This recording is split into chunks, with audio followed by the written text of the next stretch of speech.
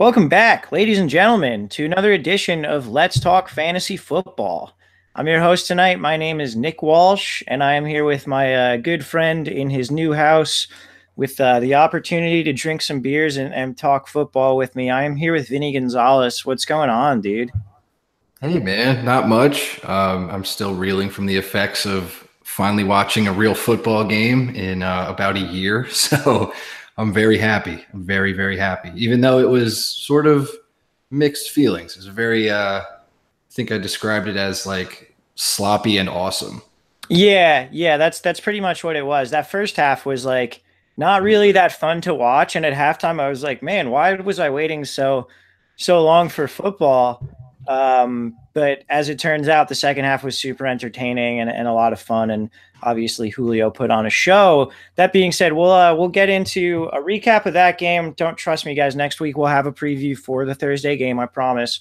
But we're going to get into a recap of that game as well as the other 15 games from week one. We're doing all of them, one podcast. Get your fucking ear holes ready.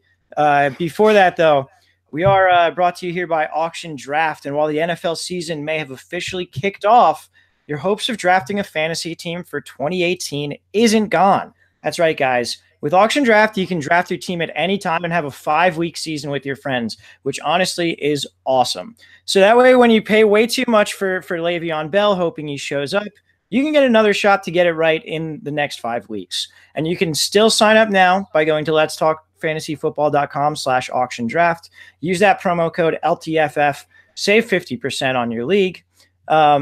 Really a cool thing. I think the 5-week auctions are like awesome because like there's like a season within like a 4 or 5 week span as well. So like you could get some guys and like get hot at that time and like just really like kill it in one of those leagues. I think we should try a couple of those among us and some friends as well, Vinny. Oh, definitely. Yeah. So with that being said, guys, thank you to Auction Draft. Make sure you are checking them out. Let's jump right into these week one games. As I said, we will have previews for the Thursday night games. I apologize we didn't get them this week. I think what we're likely going to do is when we do our weekly recap podcast, that normally drops on Wednesday morning, you'll also hear a Thursday night preview at the end of that podcast. I think that's probably the best way for us to do it. So we'll get you a preview of that game, and then we'll preview the rest of them in the weekly preview podcast going forward. So let's talk about this Atlanta-Philadelphia game. It was a wild game. As you said, sloppy but awesome. Lots of penalties. That was kind of annoying and discouraging for the year going forward. But really fun ending. I think the most interesting thing was that both QBs were like awful. Yeah. I mean, like both defenses are pretty solid. Obviously, the Eagles have an awesome defense. Falcons defense is pretty underrated because they always give up a lead, but very talented dudes. They did wind up getting a few guys injured as well. So I think that led to most of the second half action, but it was, none of them, they was not good. Matt Ryan, especially like giving away a lot of points in the red zone. That was incredibly frustrating. And like one of the storylines that we harp on all the time with the Falcons, they just can't get it done there. Yeah, Sarkisian's play calling in the red zone is like completely baffling. One because he hardly involves Julio. It wasn't really until that last drive at the end of the game that we saw Julio get involved with red zone targets. And then Matt Ryan was just kind of throwing the ball out of bounds, not really giving his receiver a chance to go up and get it. And then like on that first drive, 2 plays where they line up no wide receivers, 11-man box trying to run the ball. It's like, God damn, man. Like, look at some of the stats on that and realize, like, when you get 11 men in the box, you're probably not going to be successful. I know it's like conventional football wisdom to be like, all right, our guys against your guys, we're going to like out block them. But like, it just doesn't work really. The play calling is like super wild in the red zone. I just don't understand it at all. That being said, there were some positives. Obviously, Julio, the 19 targets, 10 catches, 169 yards. He also had what seemed to be a 50-yard catch called not a catch. What was your opinion on that ball? I thought it was a catch, but Oh, that was absolutely a catch. I actually went on the Falcons website this morning and saw another angle, which was much lower and in front of Julio, and you can clearly see he like totally corrals it like on his shoulder, and then you can see where he goes exactly out of bounds, and it's completely a catch. But It Yeah. was weird how they were calling that in general, because there was another one. I can't remember. It was a tight end for one team, but I'm mixing it. It was either It was Ertz or Hooper. Hooper. It was It was, Hooper, right? Where yeah. it clearly, like, that would have been called incomplete day in and day out last year, and they're And pretty that was much called a catch. sticking. Yeah. Yeah, it was very weird. So they're sticking to the call that was initially made more, but like, man, when the evidence is there, you gotta like just call it as it is. I don't know. It's they're making it harder to just call from the gut, which is pretty shitty. Yeah, for sure. I mean, I feel like a lot of people when you look at something, you have like a gut reaction, like, ah, yes, that's a catch. Like the rule of the law of the word, like almost makes it more confusing than just like being like, Yeah. this is a catch, this isn't a catch. But anyway, um, the Atlanta running backs were a little bit disappointing. Devontae Freeman, obviously an early draft pick, got hurt late in the game. Seems to be okay. He's still only played 56% of the snaps compared to Tevin Coleman's 51%. He had 6 carries, 5 targets, got stuffed at the goal line a couple times.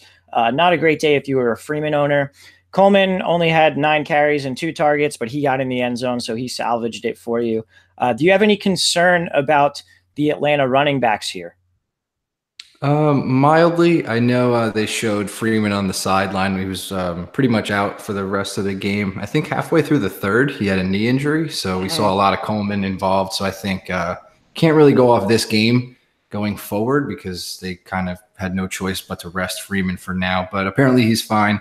So it's just going to be probably that 60-40 split that we've seen with them, and hopefully Freeman can get his shit together, and then Coleman can give you those random flex weeks. But they Coleman looked pretty good when they needed him, but hopefully we could see more Freeman getting it going, since he was, as usual, the higher draft pick. Yeah, definitely. And it was pretty predictable the rest of the way down. Mohamed Sanu with 6 targets, Austin Hooper, I think, with 4 targets. Not guys that you're starting week in and week out unless there's like a specific matchup or a reason to. On the Philly side of the ball, we talked about it. Both quarterbacks were pretty bad. Nick Foles was not looking great in this one. But I think the fantasy, the important story for fantasy was the running backs. Darren Sproles led the team in running back snaps, undrafted in most leagues. He only had 5 carries, did have 7 targets. And that could be sort of game plan related, as Atlanta has struggled against pass catching running backs in the past. But in the first half, Sproles really, really dominated those running back snaps. Ajayi had more in the second half, which, they were better in the second half. So maybe that's the reason why. Ajayi ended with 15 carries for 62 yards, 2 touchdowns on about 40% of those snaps. What this says to me is Ajayi is kind of going to be what we thought he was going to be, which is sort of a touchdown-dependent low floor option. But he's going to be that on a team that should have a pretty good offense, should have plenty of opportunities to score, and could be sort of – you remember that year that Isaiah Crowell was really good for the Browns, even though he was only playing like 45% of the snaps? He would get like all the rushes and all the touchdown opportunities. I think Ajayi, if he's going to have a good year, that's how it's going to play out. What do you think about the split there? Yeah, I was pretty hot last night about it, since we're not the biggest Jay Ajayi fans, and it was clear that he was not on the field for almost 80% of that game. So Yeah. we were just mad when you see that output of like low volume and high productivity for fantasy purposes. It just makes me angry because people play him and it works, and it makes us mad. But I have cooled off now. Yeah, I did the same exact thing. I was so mad, dude.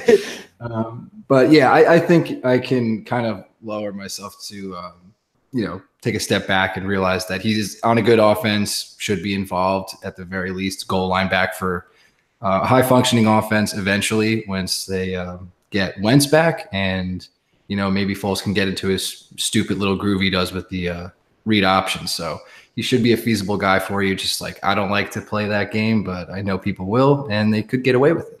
Yeah, for sure. It's a low floor option. It's not safe, but it's an option that'll probably pay out more times than it doesn't. It's just when it doesn't, it's going to fuck you. But anyway, in the passing game, Nelson Aguilar really had a.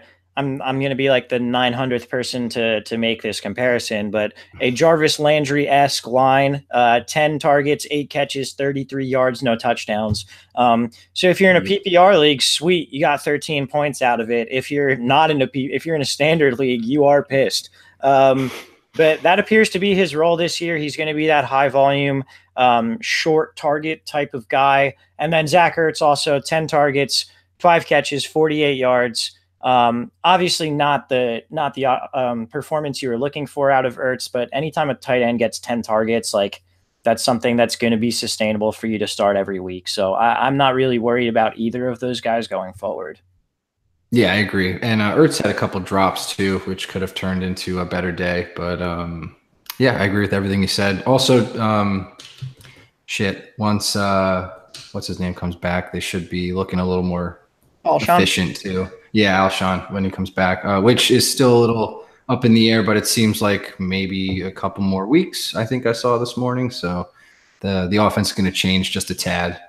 Yeah, it's worth noting Mike Wallace looked pretty bad when he had opportunities to catch the ball. And, the other receiver, I think, was DeAndre Carter, who I heard of for the first time last night. So, I don't think there's really much to look at in that pass game besides Aguilar and Ertz until we get Alshon back in the fold, and then we'll see what happens. Philly won this game. It was fun at the end. We'll see how that plays out the rest of the season. But Vinny, let's move on to predicting some of these games and that sort of thing going forward. We're going to start here with Pittsburgh at Cleveland. So Pittsburgh here is a 4.5-point favorite, even though they are on the road. The over-under here is 42.5 points. The spread has moved down. Pittsburgh was a bigger favorite earlier on, and the over-under has dropped 5 points. Most likely due to Le'Veon Bell not playing in this game unless he reports Saturday. So which doesn't seem likely. At this point, it seems like he's going to stay out for the first 10 games or so of the season. It's going to be an interesting one. I kind of think the Browns are going to win this game. But anyway, let's talk about the players. We'll start on the Cleveland side. Tyrod Taylor is going to be, the quarterback here. He's going to start. Josh Gordon is going to not start, but we'll see snaps. So we don't know exactly what this looks like. On the Browns side, who would you say is like your favorite player? Or if you had to start like one person on the Browns, who do you think it would be? I think the one guy, surprisingly, I would really like to start is Jarvis Landry. I think they're going to move him around enough, get him away from the corners that are awesome for Pittsburgh. So I think he's going to see the most opportunity, get the most done, and has a clear slated role and has been, pretty good throughout the season, preseason, and shown a lot of leadership, at least from what I've seen on Hard Knocks. So I think he's going to be the core of the team for now, especially with, other positions that are deeper. And especially with running back, I'm not comfortable with playing a single one of them. So I'm going to stay completely away from Carlos Hyde, Nick Chubb, and Duke Johnson. I want to see how that I don't know what the fuck they're going to do with those three. I really don't. And I think it's just going to be on game flow, and that's going to make all three unplayable. So I'm going to stay away. And I'm also very scared of Josh Gordon. I know a lot of people will play him regardless, but I'm fucking scared because he's on a pitch count, hasn't played all preseason. We haven't seen him since last year. And, the outside corners for Pittsburgh are very good. So I'm tempering my expectations. He could make, a good week for you with like a play or two, but I'm not willing to do that week one. So it's scary for me. So just Jarvis Landry for me in the offense, surprisingly.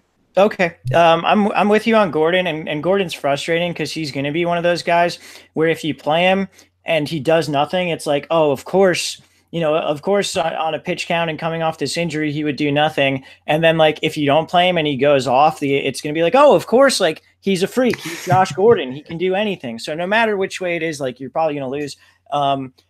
I'm not going to agree with you on these running backs, though. I think Carlos Hyde is the best start on this team because Pittsburgh has struggled against the run since losing Ryan Shazier in the middle of last year. I think Hyde is the guy, and I really think Pittsburgh is the kind of team that would like come out and kind of suck like against the Browns on the road to like start this year. I think the Browns really might have an opportunity to take control of the tempo during this game. That's what Hugh Jackson wants to do if he can. I think he's going to pound the ball with Carlos Hyde. I think Hyde is going to be able to produce for them.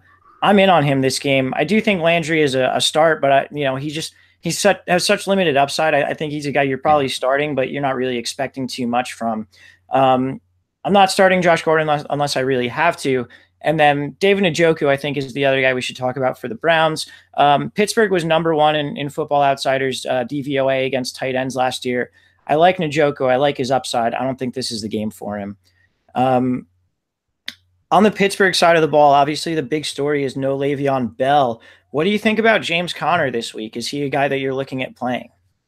I think on volume, yes, because no Le'Veon Bell equals all Connor, so that's good for his upside. But the matchup isn't fantastic. Like the Browns were pretty decent against the run last year. I think they'll pretty much do the same. I think they improved on defense, so it's not an ideal matchup. But I think a lot of people that are Bell owners that have Connor will have to do that, and I think a lot of people that have Connor on their bench are going to look for some way to get him into their lineup, whether it be flex or RB2. So I think a lot of people will be playing him. I just don't think it's the best matchup. So I would, kind of stay away from that. And I'd like to see how the Steelers would look, in a game that they should probably win against the Browns. But like you said, I think we're kind of both leaning to the Browns having an upset here and winning their first game in 2 years or a year. So yeah. It's just not a good matchup, and it sucks because the opportunity is definitely there for Connor.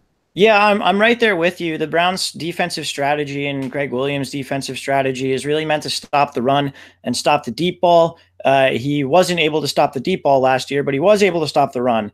I don't think that's going to really change this year. I think the Browns are going to be good against the running back. I think Connor is a decent start in PPR because the short passing game is sort of what works against this Browns defense, and I wouldn't be surprised to see him get several targets. So if Connor's going to get 6 targets along with the running work, like inefficient running will be okay at that point in PPR leagues. But again, I don't know if he's the best start in standard. And if he's a guy you just picked up off your bench or picked up off the waiver wire or drafted late, that sort of thing, and you have other running backs to start, like don't take out like an Alex Collins or like a Derrick Henry or a Dion Lewis to start James Conner this week. He's not that much of a must start. With the rest of their offense, I think it's pretty obvious there. Antonio Brown and Juju Smith-Schuster are both very good starts this week. Brown killed the Browns last year. Juju is going to be the primary slot receiver and should have a big role. As I said, the Browns defense is sort of that short to intermediate passing game is very open. It's very easy to carve them up there. I think Juju and AB will definitely do that. The other question I have is at the tight end position. I know you're always just like a fuck Jesse James. I don't even want to hear his name. In this game last year to start the season, 6 catches, 41 yards, 2 touchdowns. We mentioned that intermediate passing game. No Vance McDonald. He's out week 1. Do you think Jesse James is like a stream option maybe? Fuck Jesse James. I don't even want to hear his name. I'm just kidding. He's I don't think a lot of people are already in like, oh my God, I have to stream a tight end situation, but I do think he's a feasible option. Okay. Yeah, I'm right there with you. I think he's feasible. There's also like a weirdly high amount of very viable, like low end tight end ones this week. So I don't think you even need to stream him if you're going to stream. But anyway, let's move on from this game, unless you have anything else to talk about with Pittsburgh. No, I don't, but I am going to pick the Browns. Me too. And I am betting the Browns money line. I want that extra juice on it. I'm not taking the goddamn spread. I want that money line. Anyway. Roethlisberger is very bad away, so that's in your favor big time. So I like your balls, Walsh. I always have, and this is further impressing me. You have balls.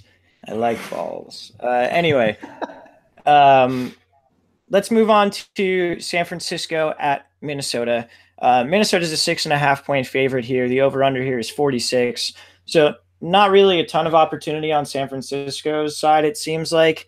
Let's start with them. Do you have anyone on this team you want to play this week? I was gonna say I'll make it simple. I don't want to play a single person like at all. So yeah, like the Vikings, like they'll be decent and they might put up a fight for a little bit, but this game's gonna get away from them. Yeah, like Garoppolo is going to have startable games. This is not the right game to do it. I'd rather see how the combo of Matt Breida and Alfred Morris is going to work at running back before trying to play either of them. And again, it's week 1. You probably don't need to. There are probably teams out there that need to start Marquise Goodwin based on how early he started getting drafted. I guess that's fine. I don't know. I don't want to play Garcon. I don't want to play Kittle. I got nothing there. Yeah, I'm gonna shut all my 49ers down for the week. Even Goodwin, like I'm sure a lot of people will be playing him, but not a good matchup at all. No, if you have other wide receivers you took later, like a Keelan Cole or that kind of thing, like play that guy. Play that guy who's in a good matchup. Yeah. That you took later in the draft. On the Minnesota side of the ball, it's interesting because like based on the defense they're playing, the San Francisco defense has a lot of injury and suspension issues. They've been bad against running backs in general. Dalvin Cook theoretically should be like a smash go. And I am nervous about him. I mean, you're going to play him if you drafted him, but I think there's a pretty solid chance that he's limited, only gets maybe 10 touches this game. What do you think about Dalvin Cook? Yeah, I think that's pretty much dead on. It's scary, but the upside is cool. And maybe that, like, I'm thinking like 10 to 15. He'll certainly be on a limited snap count, I think. So I think we'll see a decent amount of Latavius Murray, especially if this game goes like way in the Vikings' favor early. Like we could see a lot of Latavius Murray in like the second half. So I would be concerned as a Cook owner, but like you got to play him, and hopefully he can get it done in like the first, second, third quarter for you. Yeah. And speaking of Murray, honestly, if you went like 0 RB, or if you took Bell and McKinnon first 2 rounds or that kind of thing, and you're a little shaky on RBs to start the season, I think you can start Latavius this week. Like at the very least, he's going to get their goal line work instead of Cook. So if you can, and in a game where they should really dominate this offensively, if you get a touchdown or even 2 touchdowns out of Latavius, like he's going to pay off for you, no problem. Yeah, I can agree with that, which is pretty crazy to be saying week 1, but there are, situations that have led to him being an option, like you alluded to with Bell and McKinnon. So it's on the table, and I'm sure he's available in a lot of leagues. So if you're in full panic mode already, go do that. Yeah, absolutely. Talk to me about Cousins, Diggs, Thielen, and Rudolph, those passing game options. Do you want to start all 4 of them? Are there some of them you like, or what's your situation there?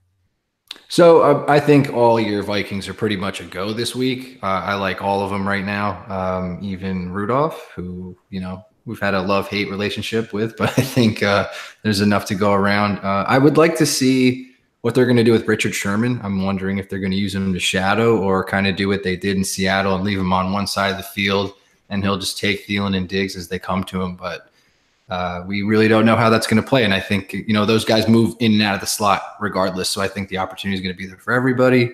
Cousins will get the work done too. And then Rudolph has touchdown upside as well. So I like all of them. Okay, fair enough. Yeah, I'm not as high on Rudolph, but if you drafted him, you're probably playing him. And the other guys I think are great starts. So I'm right there with you. Who do you like in this game? I'm taking the Vikings. Yeah, me too. Pretty on the same page in terms of the winners so far. And I think we actually will be for this one too, because we're moving on to Cincinnati at Indianapolis.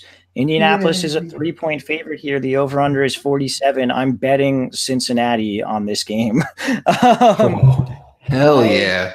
I am all over the Bengals. Every single one of my DFS lineups has either Andy Dalton, Joe Mixon, or both, and I'm running like 25 different lineups. So I am all over the Bengals this week. Let's start on that side of the ball.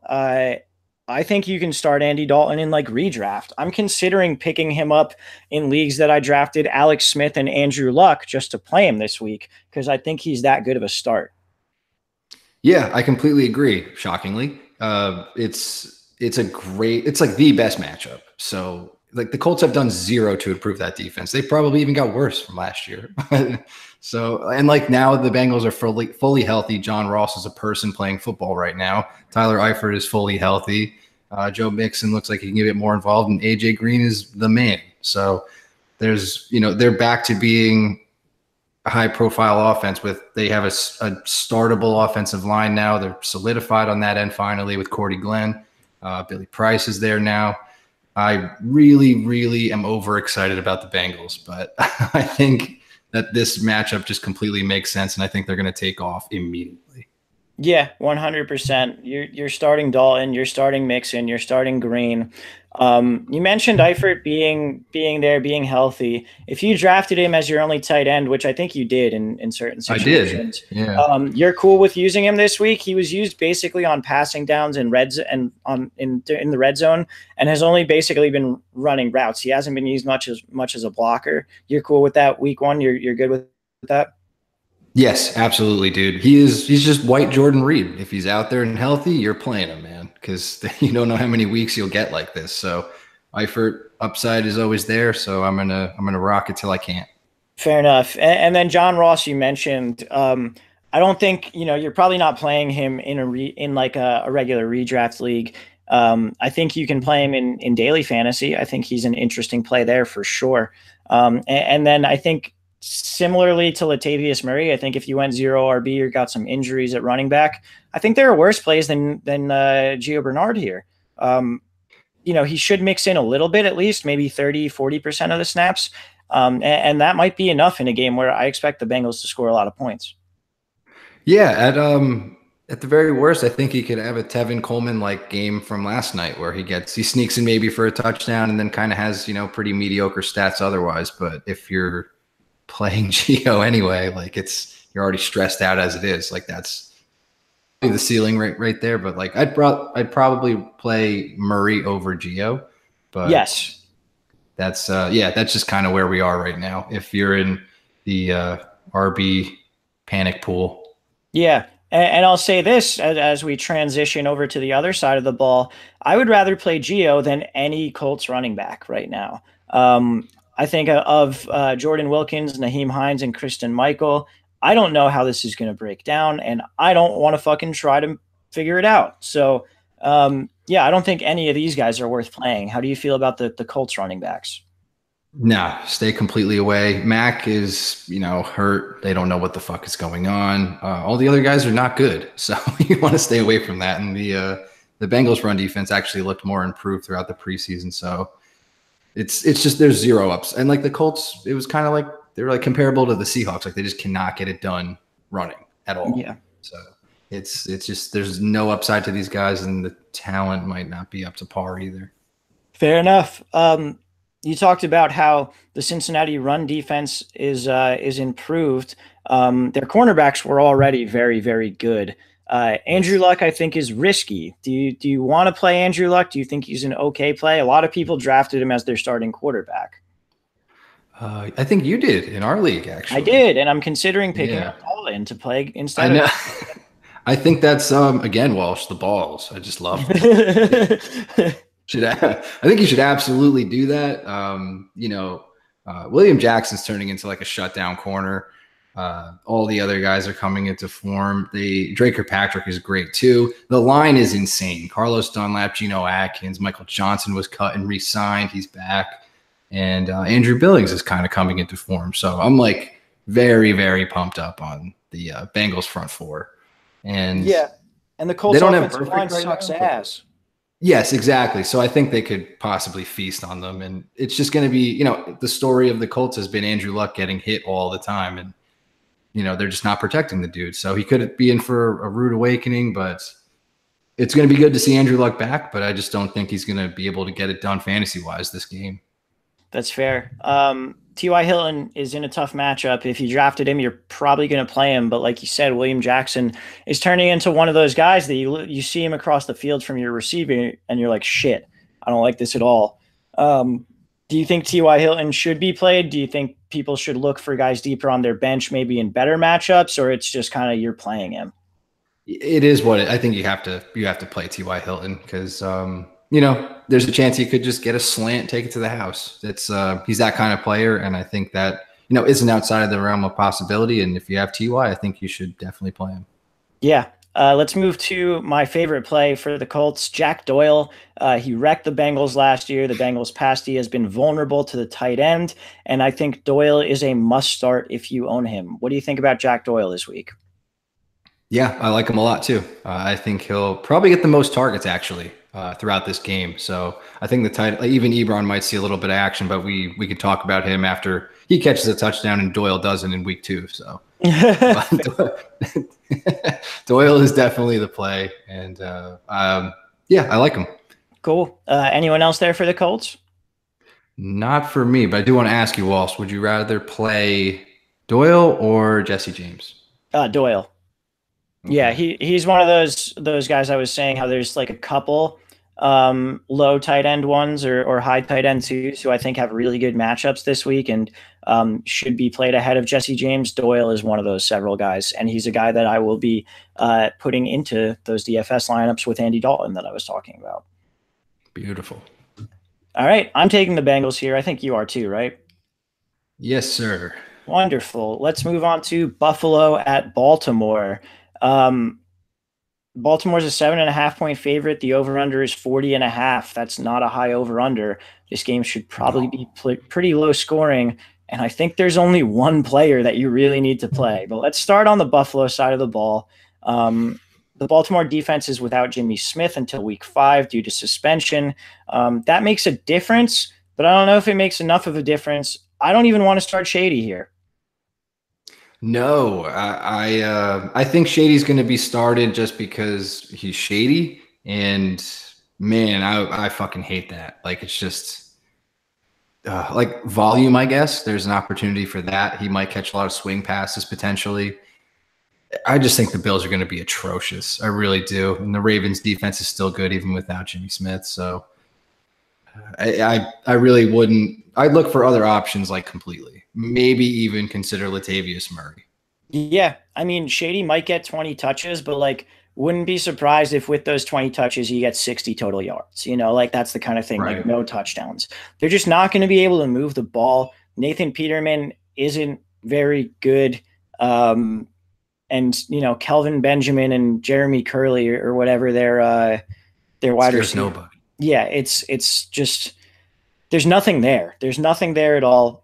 There's no reason to play any of them. Shady probably will be played. I don't know about you. I avoided him. I don't have a single bit of Shady this year, and I'm pretty happy about it. Yeah, with like, you know, how the Bills were just going to be not great, and then the whole suspension potential there was just major flags like right away. So just I think as a podcast, we all stayed away. Yeah, I think so as well. Let's move to the Baltimore side of the ball. The guy that I was saying I think is really the only must play in this whole game is Alex Collins. You know, the guy who should be the early down back for them, with a 7-point or 7-point spread at home against what was a very bad rush defense last year. Just screams of a must play to me. Love him in general this year. And even if you drafted him as like your flex or that sort of thing, and you're considering other options, you got to fit him into your lineup this week. Yeah, I completely agree. I'm in that situation in a couple leagues actually, and he is my designated flex man for the week, and I completely dig what's going on there. Yeah, they're going to run him like 20 plus times. So yeah, it's going to be good. Should be good. We'll see how much Buck Allen or Kenneth Dixon factor in, but I don't think that's an issue for Collins. What about the 2 wide receivers? Do you have any interest in playing Crabtree or John Brown this week against Buffalo? So John Brown's a dude that I'd probably prefer to play in a shootout type of game where they would want to take like a deep shot at some point, and that does not appear to be this game. This is more blowout potential. So I wouldn't blame anybody if they wanted to play Crabtree. I really wouldn't, but I just see his upside is very limited in the way that this game could get away from the Bills fast. And then the Ravens just keep it on the ground as we've seen them do in the past. Yeah, I'm right there with you. I don't think there's a need to play either of those guys. If like you absolutely have to, I don't think Crabtree's a bad play. I'm right there with you, though, that John Brown, I think, is better in a situation where they're going to need to chuck the ball down the field as opposed to this game where they should be able to just kind of hand it off to Alex Collins and let him do his thing. I'm taking Baltimore here. Yes, me too. All right. Let's move to Jacksonville at the New York Giants. This is an interesting one for me. Jacksonville is a 3-point favorite on the road. The over-under is 42.5. So again, we're expecting pretty low scoring, but Jacksonville clearly the better team here overall.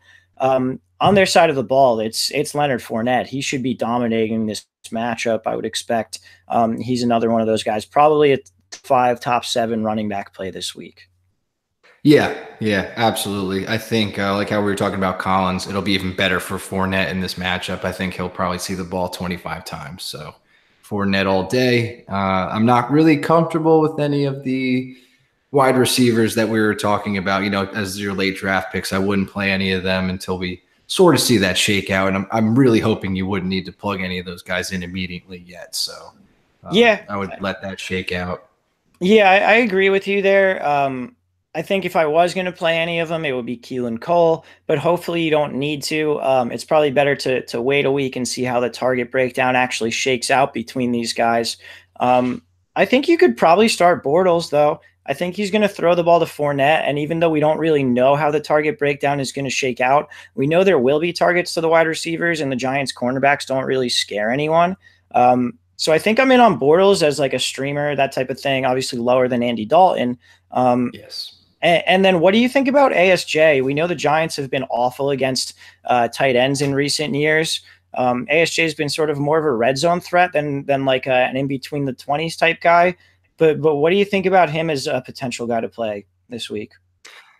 Yeah, so really all I had, like when you were talking about Jesse James before, I was like, man, I'd rather play ASJ, and I can't wait to talk about him later. But I just think that all we have to go off of really is that the Giants were piss poor, and that's being nice against the tight end last year. So it's the opportunity is certainly there. I know he's been dealing with a rib issue and he is off the injury report, but I don't know. He's been a little dinged up throughout last season and, just to start this year. So I'd be a little cautious. Probably Jesse James is probably a safer option, but God damn, I love ASJ. And I think his touchdown upside is higher than Jesse James for sure, especially going against the Giants. He's another one of those guys that I would rather play. Doyle, ASJ, and there's one more who we'll talk about probably in the second half of this podcast. Jeez. But yeah, I think ASJ is worth a stream if you waited on tight end or that sort of thing. Even if you took Njoku, I'd rather play ASJ this week than Njoku. But yeah, I think that should probably do it for Jacksonville. On the Giants side of the ball, you're playing your 2 first-rounders, Saquon and Odell. But temper expectations, the Jags defense is pretty good. There's one question I think really decides, I guess, what the matchup or how the matchup works this week for the Giants, or who ends up getting these points and these targets. And it has to do with the slot receivers. So the Jags downgraded from Aaron Colvin, was their former slot corner, to DJ Hayden. And as a Raiders fan who was at the NFL draft that DJ Hayden got drafted to the Raiders, I am very, very aware that DJ Hayden is bad. But he's now the Jags starting slot corner. So that's interesting. We know that Sterling Shepard. Sterling Shepard is the Giants' primary slot receiver. I think he was 77% of the snaps last year in the slot. Now, I think the question this week is, do the Giants stick with Shepard in the slot, or do they try and move their best player into the slot to exploit that matchup as much as possible? And if I'm them, I'm moving Beckham all around, moving him into the slot, trying to just get him off Ramsey in any way possible. So if you believe that, Beckham kind of becomes a good play. If you don't believe that, then are you interested in Sterling Shepard maybe as a real far flyer, or a DFS player, that sort of thing? I don't know. What do you think about this situation? Nah, I'm going to stay away from Shepard for sure. That stat's a little skewed because, Odell missed most of the year. So, because Odell he's definitely going to move in and out. But the only thing I'm worried about is Ramsey shadowing. I don't know. He talks a lot of shit, so I don't know if he's going to be doing that or not. He also But has an ankle injury, which is interesting. ooh, And the way that like the two receivers who have been able to really get loose against the Jags last Brown. year were Antonio Brown and DeAndre Hopkins. And it's like Odell is in the conversation with them in terms of talent. So you would believe he'd be able to do it. I just don't know if the Giants are going to use him creatively enough to really make that happen. But we'll see. I'm using Odell in DFS a decent amount just as sort of like a contrarian play in tournaments, a way to get Odell at a low price and get him hopefully low owned. Um, I'm hoping it works out. You know, you're going to play him either way in season long. Yeah, definitely. Yeah, like we were saying, he's going to move around a lot, potentially off Ramsey, but there's always the shadow chance. But he's fucking Odell. He's going to get his chances. He's going to eat, and there's always breakaway play potential. So there's no problem playing Odell. All right, fair enough. Who you got in this game? This is probably the first tough one, and I'm going to go with. I'm going to take the Jaguars. Yeah, I'm going to take the Jaguars too. I guess we didn't mention Evan Ingram. I don't know. I wouldn't. Okay, cool. Um, Yeah. let's move on here. Tampa Bay at New Orleans. New Orleans is a 9.5 point favorite at home. That is the biggest spread of the week. The over under here is 49.5. That bodes well for Alvin Kamara, but we're going to start on the Tampa Bay side of the ball. Is there anyone you want to play here? Fitzpatrick is starting. Man, I'm even worried about fucking Mike Evans just because Yeah, I Lattimore. think you should sit him if you can.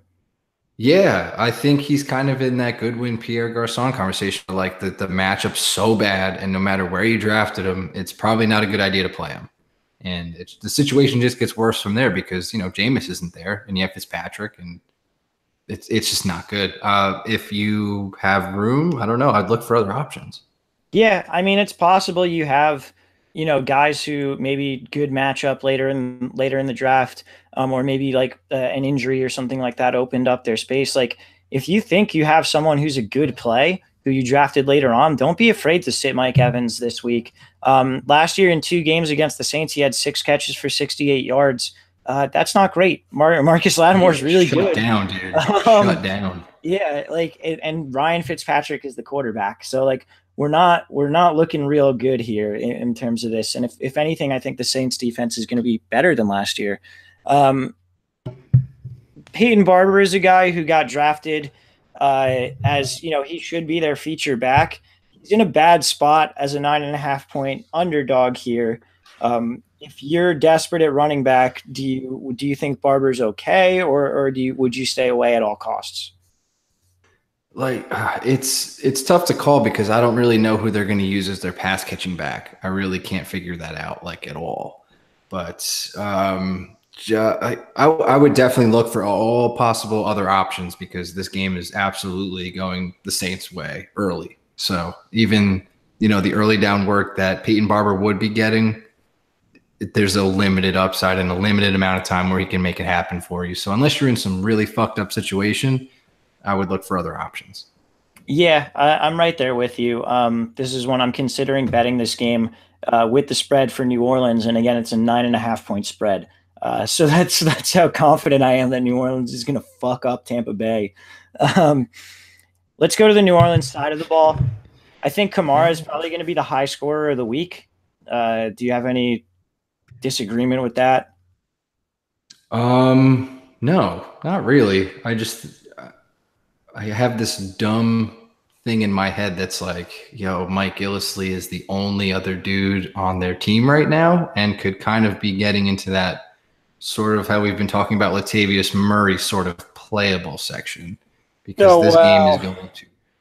this game's going to explode, dude. And Gillisley is a goal line back. And if you're in, like we've talked about, like this has to be like you drafted Bell McKinnon, you're in a 14-team league, then you can play Mike Gillisley potentially. But it's See, just something to think about. And he's legitimately the only other running back they have right now well, till they Mark have Ingram gets Boston back. Scott too, who's a rookie for them that I think they kind of like. They at least kept him on the team. Um, I don't know. I don't think I'd play Gillisley. I'd be nervous about Gillisley vulturing touchdowns, but I don't think I'd play him at any point. That's the thing. I don't know. It's just something that pop. There's like one of those dumb things where I'm like, that's Yeah. contrarian as fuck. Maybe. Yeah, no, it's definitely there and it's definitely weird. Yeah, I'm still not worried about Kamara at all. I think he'll be fine. Yeah. Because he's gonna get, all sorts of work. He's there, probably gonna lead the team in touches, obviously, that sort of thing. Hopefully he gets over 20. There's definitely a point in this game though, if they fuck him up enough that like you could see Gillisley or Boston Scott really come in and start to take some of the work. But I don't really know what combo that's going to be, whether it's going to be Gillisley, whether it's going to be Boston Scott, just because Gillisley just got signed. That's the thing that bothers me. Like if he had been with the team the entire preseason, I would probably be willing to go, to join you in that thought. But the fact that he got signed this week, it's like, is he really going to come in and like get work for them? But I don't know. Let's talk about the pass game a little bit. Breeze, I think, is a very safe start. Actually, Walsh, to go back, Boston Scott is not on the Saints anymore. What? Yeah, that's what I was saying before. No, Like they cut Jonathan Williams. They didn't cut Boston Scott. And Boston Scott. Yeah, I just wanted to double because you made me nervous. I was like, he's not there. So Oh shit! it's legit just Mike Gillisley and Kamara. Oh wow, you're right. Yeah. Okay. Well, See, that's like, but like your points are still valid. Like the dude got there, what, fucking Wednesday? Like it was super, super late, and that just screams like throw this dude in a package he was able to learn, which is most certainly goal line, which they will see very often in this game. So I don't know. It's just one of those things where I was just like, that's a thing I noticed that like it would fuck my brain up more than it should. And I would think about playing him. So I'll probably just do that in daily fantasy with you guys and fucking lose. So just throw in Mike Gillisley for like 3,500 or whatever he is. Yeah, no, my bad on that Boston Scott thing too. That was I it's knew when you made me second guess myself. I was like, I guess I was right. I definitely thought I saw that, but I knew they had cut Jonathan Williams, and I guess it was just yesterday they cut Boston Scott as well. But anyway, let's move on to the pass game. Breeze, I think, is a very safe start. Probably won't put up a huge game or anything unless all the touchdowns are through the air. But very, very safe start. Michael Thomas, I think, also a very, very safe start. Do you have any disagreements there? And then are there any other pass catchers you're interested in here? no, just Michael Thomas and Drew Brees, as you put it, is safe. He's not going to have an explosive game, I don't think, because as we've seen from last year, they're ready to just get a decent lead and fucking run it. So that's pretty much what I'm expecting here. So unless like Kamara takes a swing pass to the house or, the first half is, pretty good for Breeze, I think he'll be a pretty low or high floor option for you throughout the season, actually, too. I think he's going to be lower ceiling, higher floor for Breeze. Yeah, that's. I think we've entered that phase of his career in general, just kind of low ceiling, high floor, unless they really get in a shootout. Yep. That'll do it for this one. I'm taking the fucking Saints. Yeah, same. All right, cool. Let's move on to Houston at New England. New England's a 6-point favorite in this. The over-under is 51 right now. So it's interesting. I think Houston's defense will be improved this year.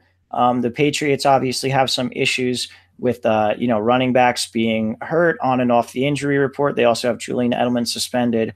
But let's sort of start on the Houston offensive side. What do you think about Deshaun Watson? Are you into him this week? I mean, people drafted him to play him, right? Yeah, if obviously if you drafted him, you're playing him. He's a dynamic dude, and this was his breakout game pretty much last year. Besides messing up the Bengals for week 2 or 3, so he came in and really showed his stuff versus the Patriots because that's hard to do. Number one, and number two, he just looked absolutely fantastic. Almost beat the Patriots, and their defense, was without J.J. Watt as well. So this game's going to be I think one of the better 1 o'clocks for sure. I actually cannot believe this is a 1 o'clock game. This screams Sunday night or like Monday night. But And Monday night instead is Jets Lions. But anyway. Oh, hey, that's a great matchup. That's just good. Yeah, I don't know what they were.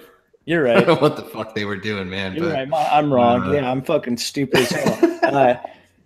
No. So yeah, I agree. I think Watson is, a good play. You drafted him to play him. I'm not going to be really going out of my way to play him in daily or anything like that. I am interested in the rest of this offense and what they can do because Will Fuller is questionable. That makes him a little bit hard to start.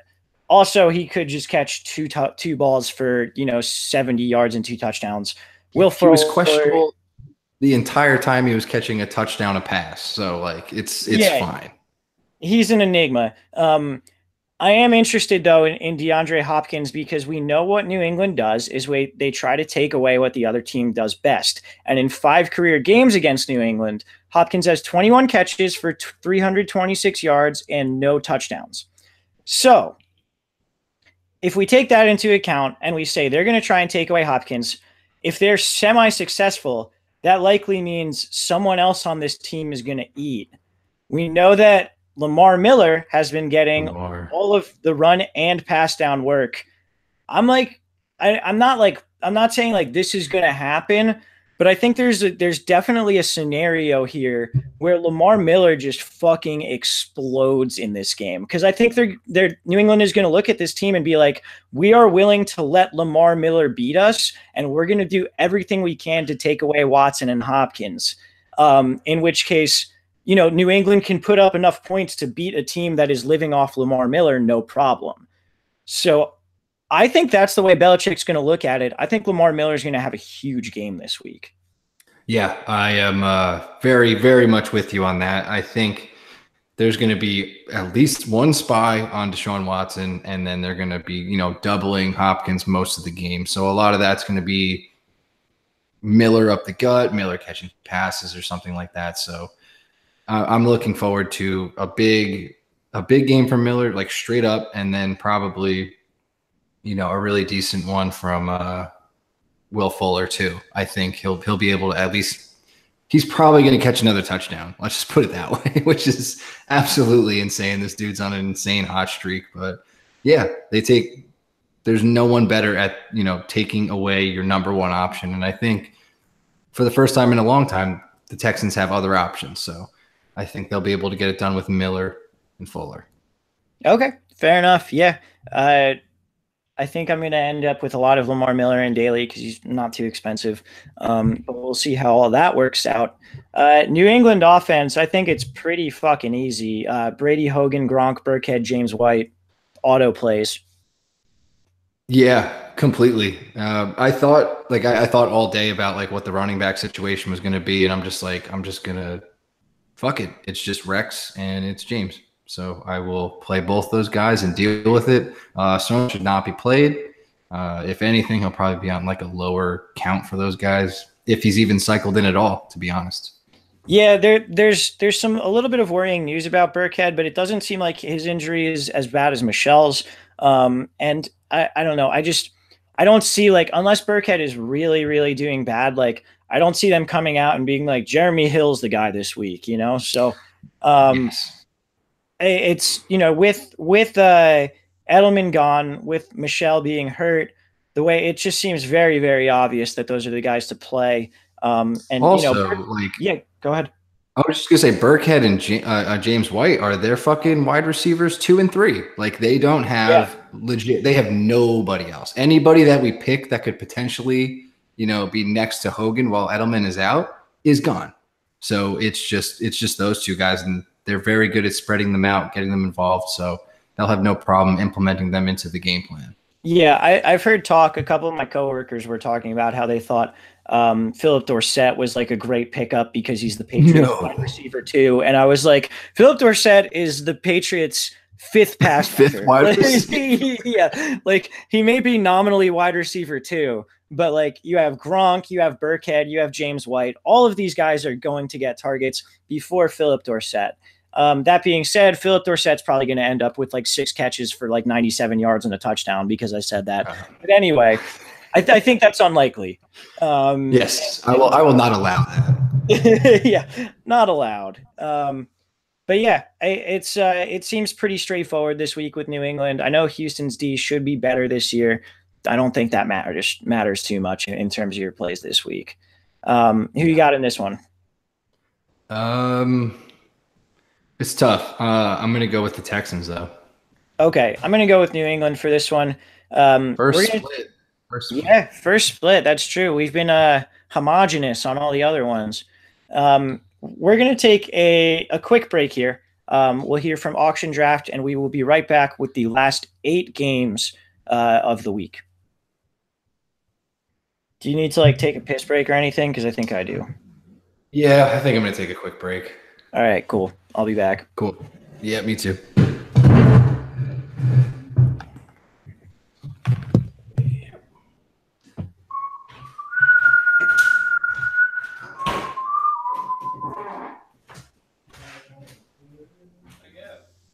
Still got like the second half to go. Just taking a quick piss break.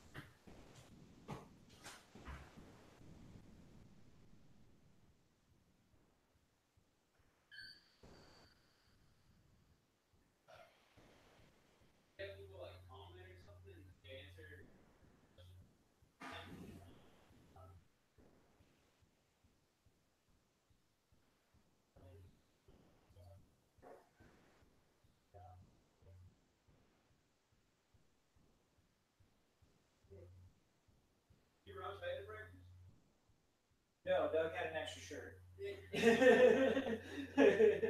He gave it to me. All right, I'll be back.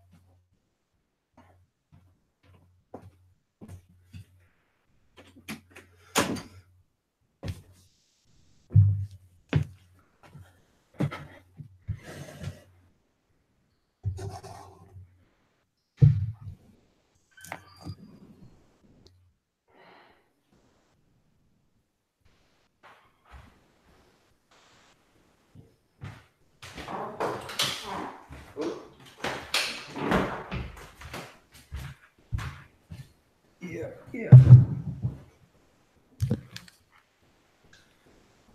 Cool. Hey, how are we on time? I think that went like almost an hour. Oh, But it's all right if we go long, I think. It's the first week. It's 16 games. yeah. Whatever. Yeah. Honestly, maybe when you send a Shrek, well, we could just tell him, just like we ran a little long, maybe break it up into 2, like part 1 and 2, just so it's separated. I don't know. Yeah, that's fine too. Yeah. Yeah, we'll figure it out. Anyway. Yeah, let's just do the damn thing. All right. What team are we on now? Oh, okay. Right after New England Yep. Patriots. I mean, Yes, New right England, after, New England Patriots. right after New England versus the Patriots. All right. All right, guys, welcome back. That was Auction Draft. Again, make sure you're checking them out for the 5-week seasons, that promo code LTFF. Vinny, let's get right back into this. We've got Tennessee at Miami. Tennessee's a 1-point favorite. The over-under here is 45. As is well noted in the AFC South preview, I was horny about Tennessee going into this season. And then Mariota just had like a god-awful preseason. It might just be like he was getting the rust out. It might be he's getting used to Matt LaFleur's new system. I don't really know. I'm still pretty optimistic about them this season, which maybe I'm misguided. But what do you think on the Tennessee side? Who are you willing to play here?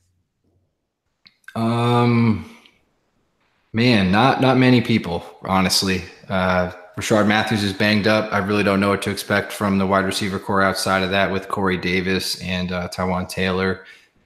Those two just seem like people that you don't want to bet on immediately, like to play for week one. They seem more like guys that you picked up for your bench or something like that to see if they could have a breakout season potentially, not necessarily roll the dice on week one for them. So I'm a little scared with that, especially with Mariota's poor preseason. They're sort of inconsistent offense for the last year. So I'm tempering expectations for their offense here, even though it's a game they should probably win.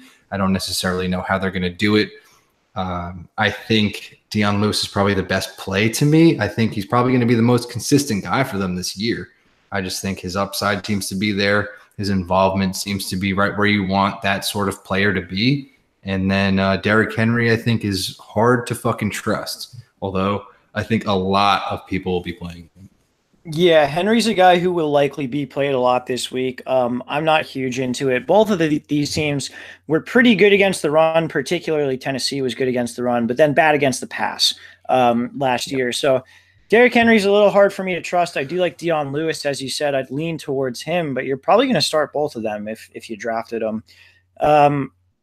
I'm right there with you with Corey Davis. I don't think you should start him unless you need to, which you might. He got drafted pretty high. You might need to start him.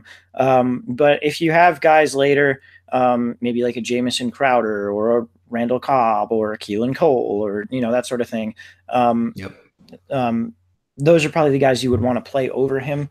My favorite play for the Tennessee side of the ball, though, is Delanie Walker. I think even with Mariota having a bad preseason, looking pretty awful, Delanie Walker has the most experience with him. He's a guy who's always been a safe target for him. And Miami was pretty bad against the tight end last year. They haven't really done much to improve in that situation. So I like Delanie Walker a lot this year, or this week rather, and this year in general. I think he's a very good option against that Miami team. Yeah, I agree. I'm sorry. I completely for the third team in a row, I completely blank on the tight end. But yeah, Delanie Walker for sure. If you have him, you're playing him. Delanie Walker's great.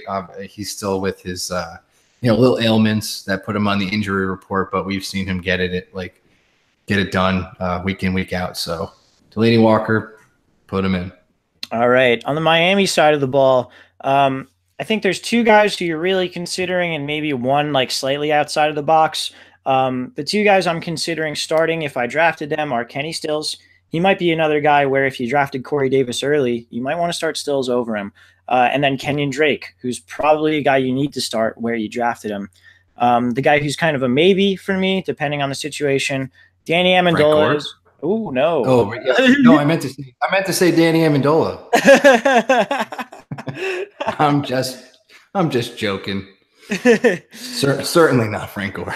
No, not Frank Gore. Amendola has drawn great reviews in the preseason. Supposedly, he's Ryan Tannehill's favorite target in this passing offense. And if you drafted him, he's probably going to get hurt in 2 weeks. So you better play him while you can. But yeah, those are true. I'm thinking about. What do you think about Stills and Amendola at wide receiver?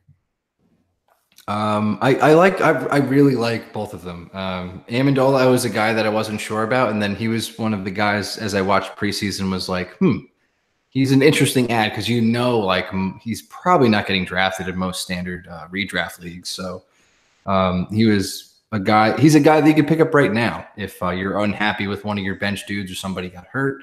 So look for Amendola out there, but. He's a guy that I wouldn't necessarily be pumped to be playing at all right now, but Stills would definitely be the guy who would be flex territory immediately for me, just because the target share has always been there for him. And with Devontae Parker, who's going to be out most likely, he's doubtful right now. He'll be getting most of the target share again. So I like Stills' upside. Yeah, it's he seems like he's the throws have got to go somewhere in this game. We know Tennessee was pretty good against the run last year. Still seems like a guy who could garner a decent amount of targets in this. What about Kenyon Drake? We just mentioned that Tennessee was good against the run. He'll probably be involved in the pass game at least a little bit too. I don't know. I ended up with no Kenyon Drake this year. Just wasn't a guy that I wanted to take the risk on, but a lot of people have him. Should they be starting him? Yeah, I think if you took him, you're probably in a position where you have to.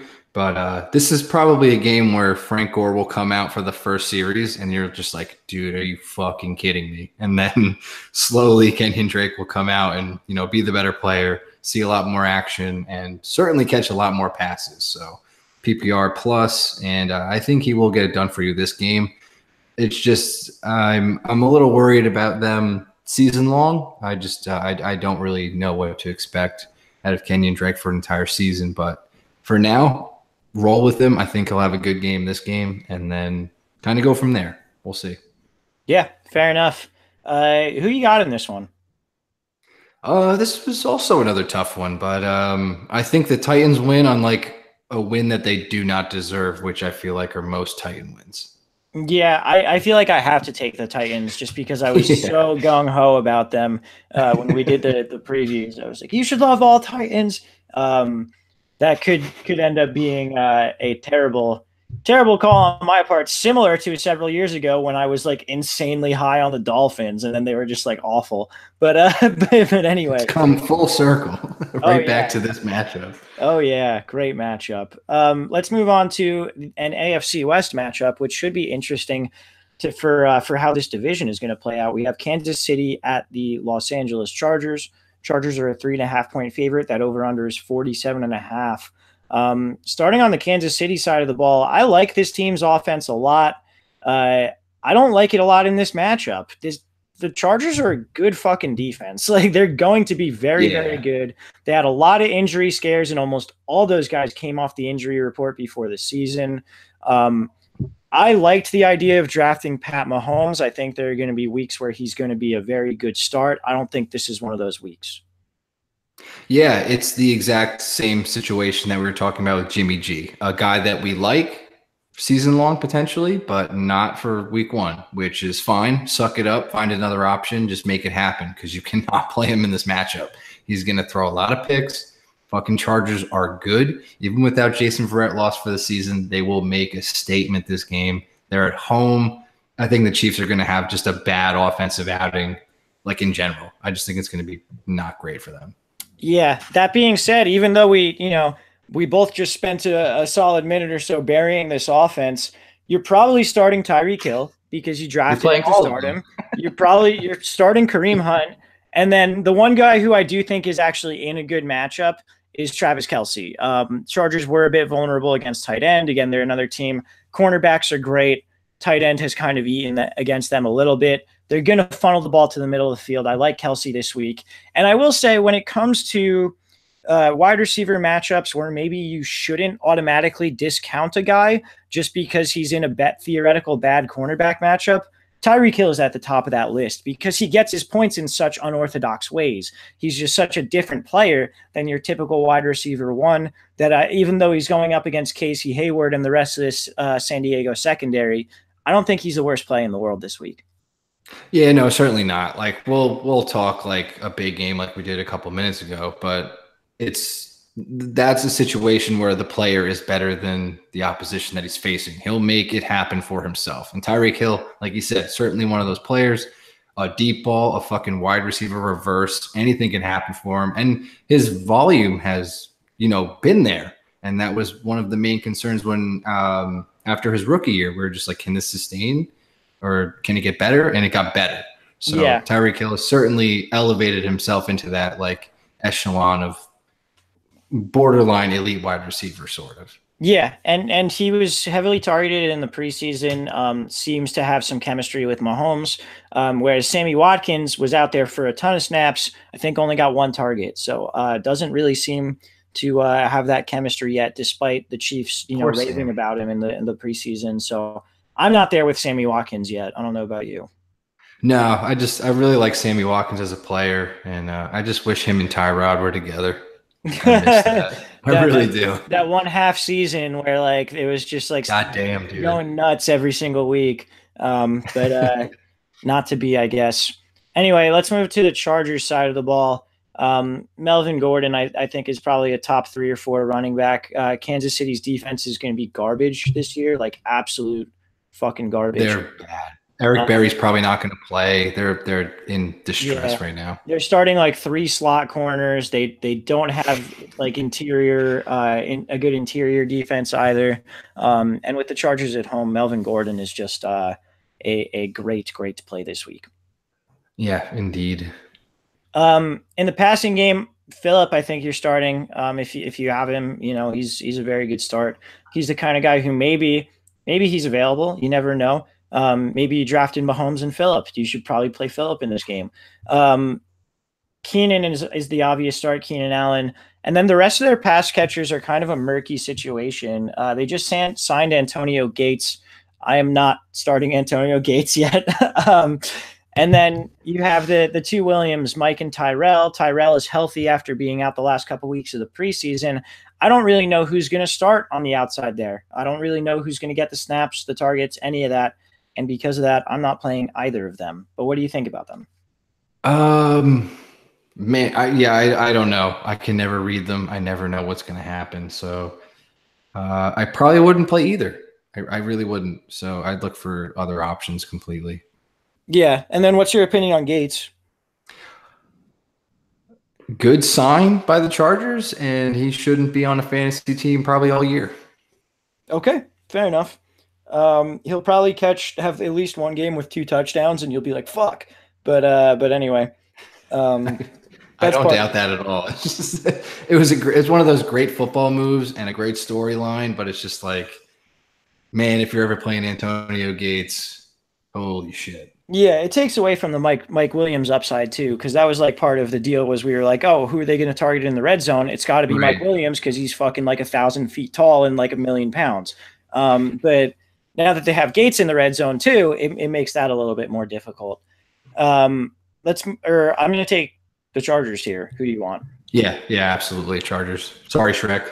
Yeah, it is what it is. Kansas City's defense is going to be really bad. Yep. Seattle at Denver.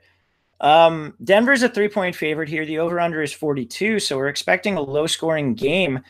But weirdly, I think both of these defenses should be worse than in previous years.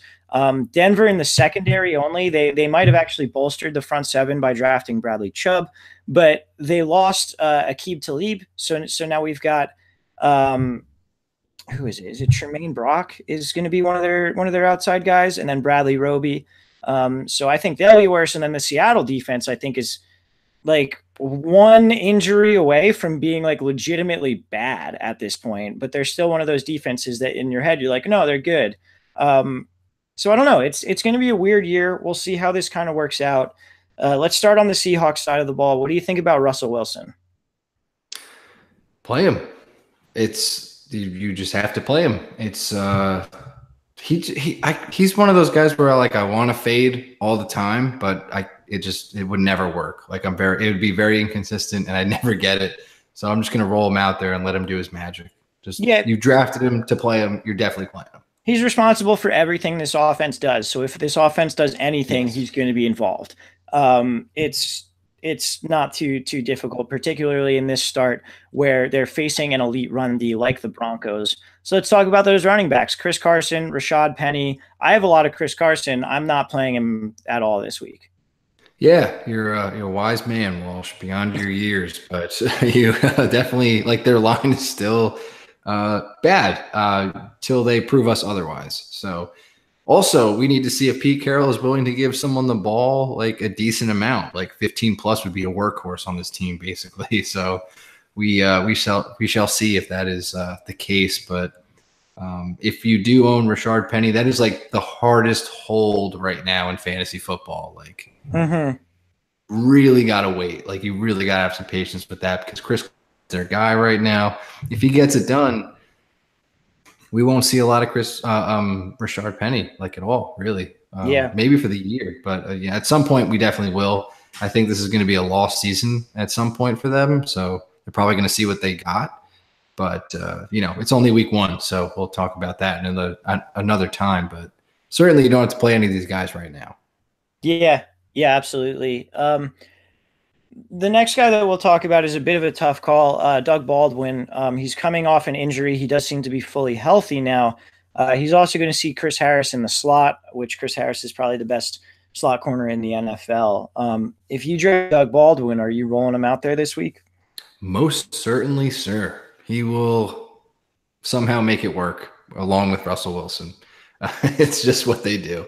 And he's, I don't want to say he's the only option anymore because we have some Tyler Lockett love, I'm sure, from you in a bit. You know me too well. I really do. Can't wait for that. But yeah, I do like Doug Baldwin's one of those guys that will get his in the elite wide receiver fashion that he will, like a Larry Fitzgerald elite, like he will get his, but not take away from, like, Antonio Brown can get force fed. Doug Baldwin won't get force fed. Larry Fitzgerald won't get force fed now at this point, but Doug Baldwin's kind of getting to that like level where it's us. He's their one main dude. He's their mainstay, and he'll probably get like, probably 7 to 10 targets and just make it work. But I will segue right into your Tyler Lockett. Play him.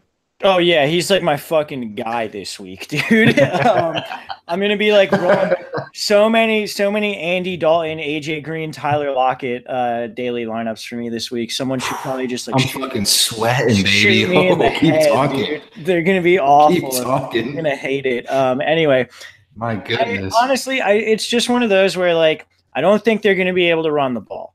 I don't think they're going to be able to force the ball to Doug Baldwin every play because he's going to have Chris Harris on him, and that sucks. So it's like either you believe Tyler Lockett's going to do something, or you believe Jaron Brown, Brandon Marshall, or one of the tight ends is going to do something. And like Tyler Lockett seems like the most likely option out of those guys for me. Just like he's a guy who we know they like. They just gave him an extension. He underperformed last year because he was coming off an injury and was playing slower than he normally does. He's back. He's healthy. He's playing on the outside away from Chris Harris. If Russell Wilson's going to throw the ball to someone, I think it's Tyler Lockett. I think he could like really explode, like 100+ yards and a touchdown type week, I think, this week. All that shit makes too much sense, so it won't happen. But yeah. It's like it's completely like instead, Brandon Marshall is going to have like 10 catches for like 97 yards and 2 touchdowns, and I'm just going to like fucking jump off my front porch, which is only like a 10-foot fall, so it'll just hurt. That's what you deserve anyway. But if Brandon Marshall if he catches 3 passes, I'll be amazed. Like I don't know what the hell that was. Like the signing, him coming back, like the Seahawks are a mess. They're a mess. Yeah, they're going to be bad this year, aren't they? Very, very bad. Okay. It's going to be pretty much equivalent to like Andrew Luck running for his life. Like, and just if they win a game, it's 100% because of Russell Wilson every single time, more so than it already was. Yeah, if they go 500, almost impossible. Could win MVP like 100%. Yeah. It's just it's crazy. All right. Now that we've talked about the Seahawks enough, let's talk about on the Denver side of the ball. We've got Case Keenum getting his first start here for Denver. But let's start with the running game. Royce Freeman seems like a pretty viable start, even though he's not getting passing down work against this Seattle defense that I don't think is going to be great against the run. Where do you stand on Royce Freeman? Are you worried about Devontae Booker getting that passing down work for him? Not at all, actually. I've warmed up to Freeman at the wrong time because we're already done drafting. you know how I like to do things.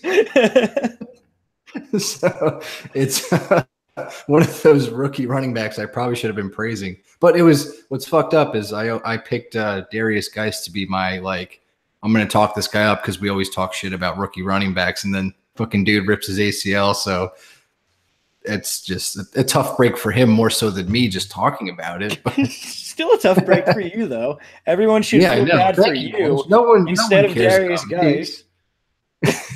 But yeah, Freeman's a dude I probably should have been on a lot earlier than right now. But I think he's just going to get the bulk. He's absolutely going to get the bulk of the work. Like if you give Devontae Booker even 30% of these carries or targets, it's a mistake. Absolutely. Yeah, Freeman looked really, really good with the ball in his hands in the preseason. He seems to be the truth when it comes to this. So we'll see how it plays out. You never know. For some reason, this coaching staff has seemed to have an obsession with Devontae Booker. I don't know if he's like an elite pass blocker or I don't know. He's not. I don't really know how it works. But Vance McDonald is a weird fellow. He's just so strange. Yeah. He called Devontae Booker the starter and then was like, nope. Wait, Vance McDonald. And did I mix up his name before then? Vance Joseph.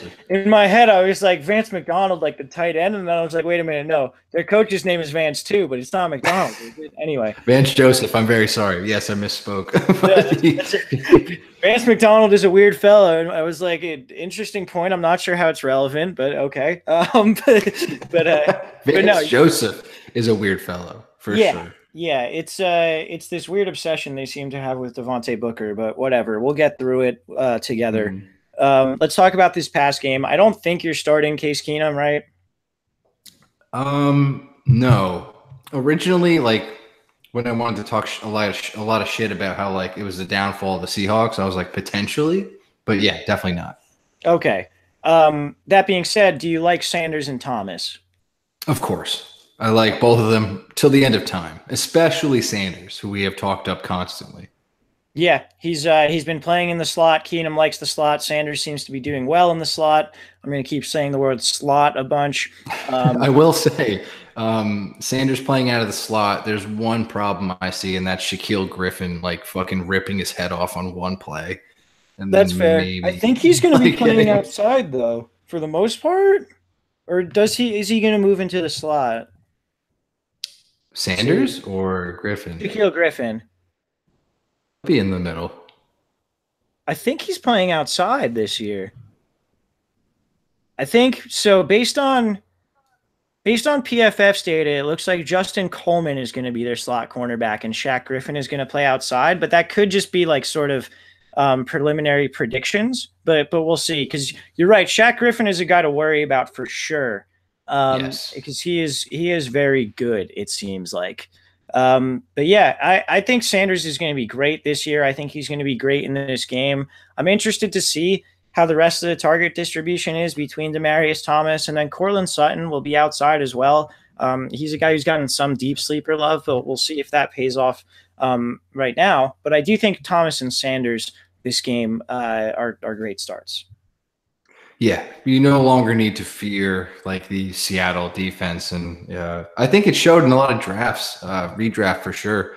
A lot of people not taking them as a defense anyway, so it's just nothing to fear anymore. Yeah, pretty much. Let's pick this game. I'm taking Denver. Damn, I'm gonna bet on Wilson while I can, so I'll take the Seahawks. All right, fair enough. Let's move on to Dallas at Carolina. Carolina's a 3-point favorite at home, over under a 42.5. So again, not expecting a ton of points. I don't think there's really much fantasy relevance at all on this game. We'll start with the away team at Dallas. It's just Zeke, right? Am I missing something? No, not really. I want there to be more. Obviously the wide receivers are we're going to figure that out eventually. Not now, for sure. We have no idea. I drafted a shitload of Michael Gallup, but I'm not going to play him this week. Right, exactly.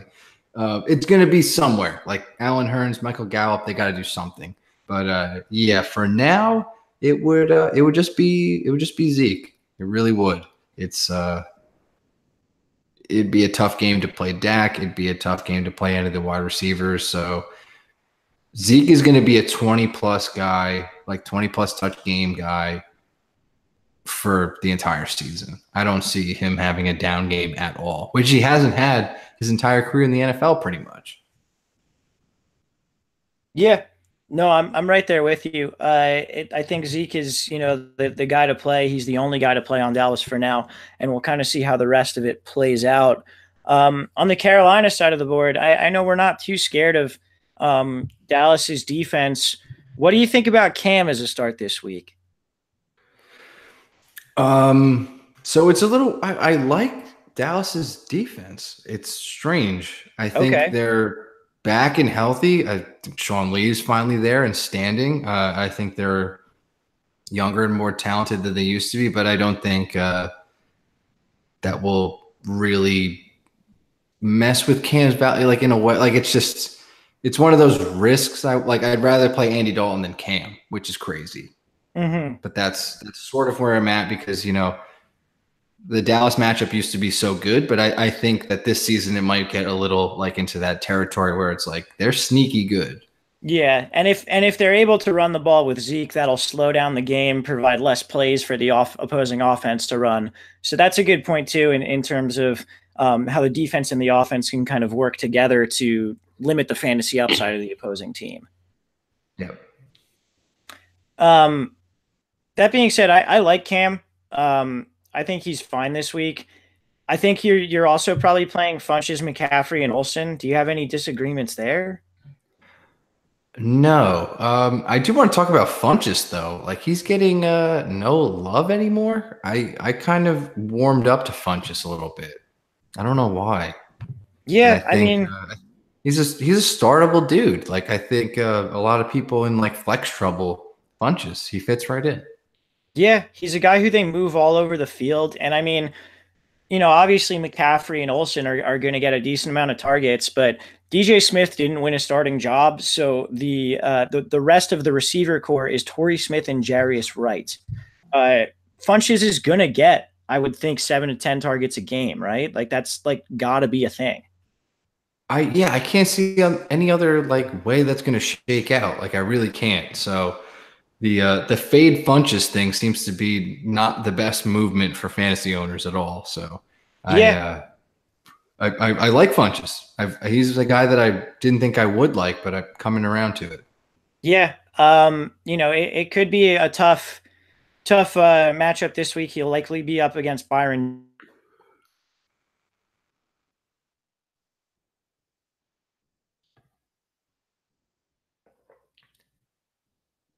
Uh,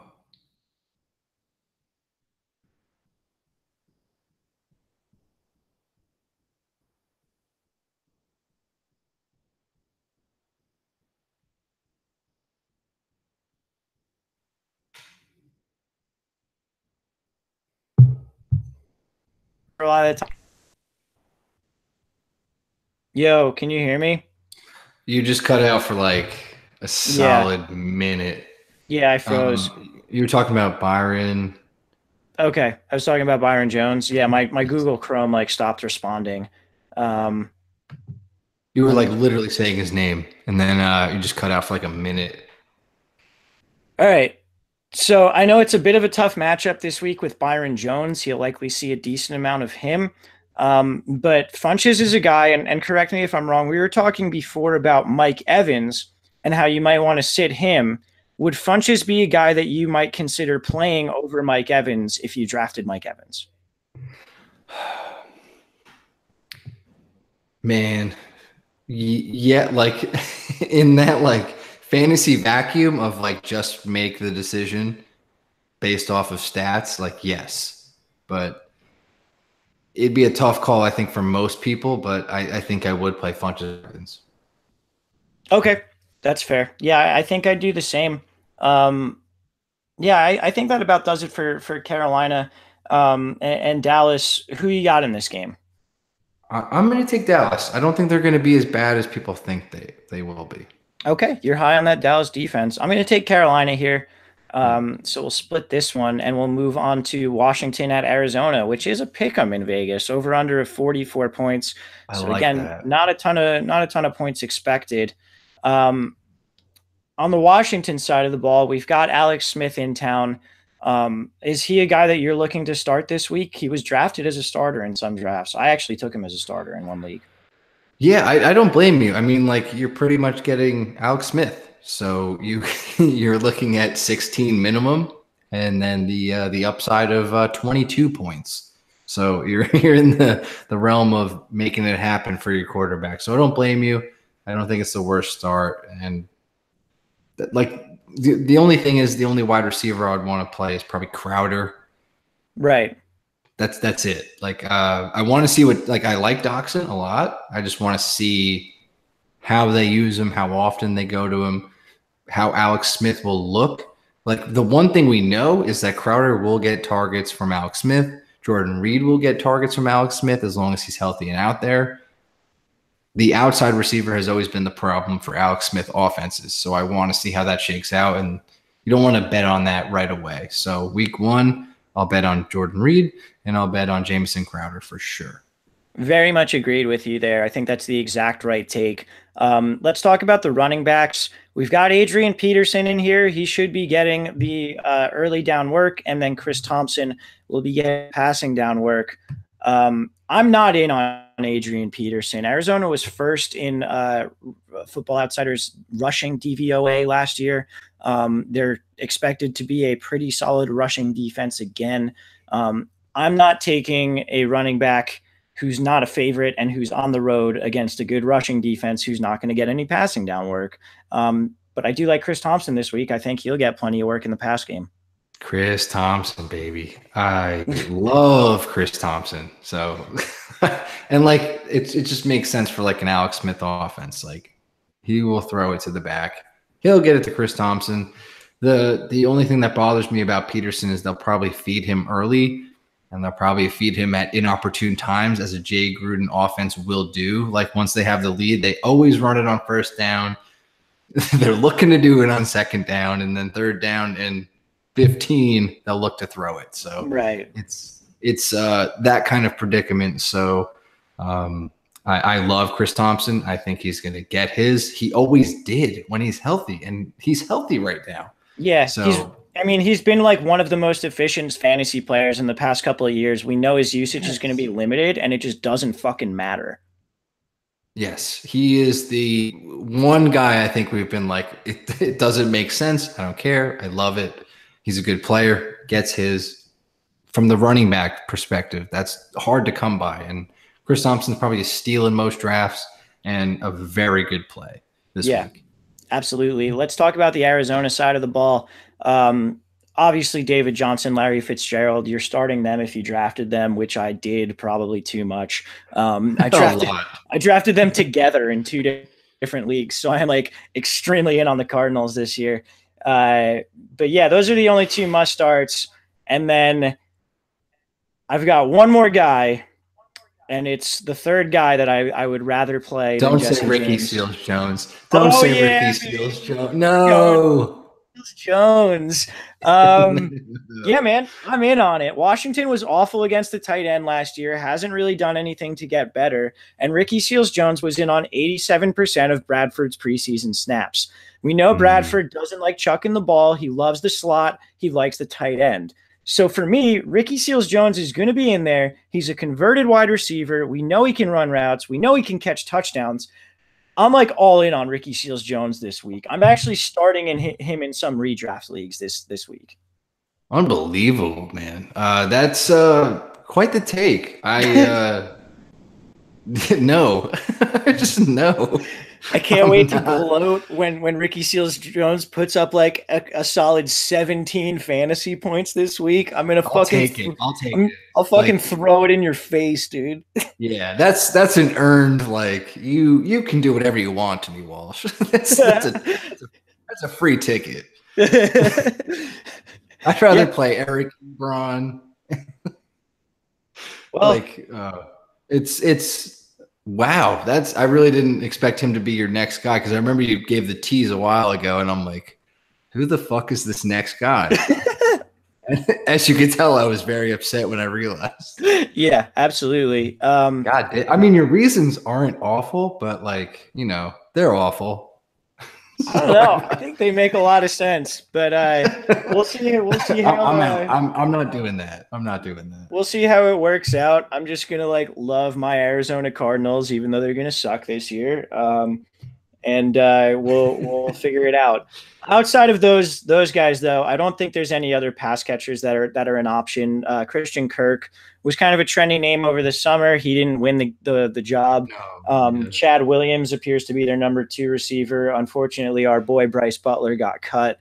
I will never understand how no one seems to think he's an NFL. Like, what are we seeing that teams are not seeing? He must be like the biggest dickhead in the world, right?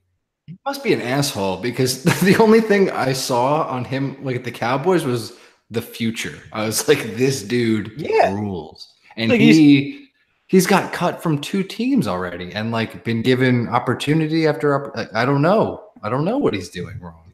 Yeah, I don't know. It's just one of those that will probably just puzzle us till the end of time. But let's go ahead and pick this game, Vin. Who do you want? I'm going to take the Cowboys. They're not in this game. Oh, shit. I was – wow. I completely just came out of my own – I was like thinking about the Cowboys for some reason. I was like – because we're talking about Bryce Cowboys. Butler. Yeah. Wow, man. Just fucking take me out to pasture and shoot me. I'm taking the Cardinals. I'm sorry. I'm also taking the Cardinals and Ricky Seals-Jones. Wow.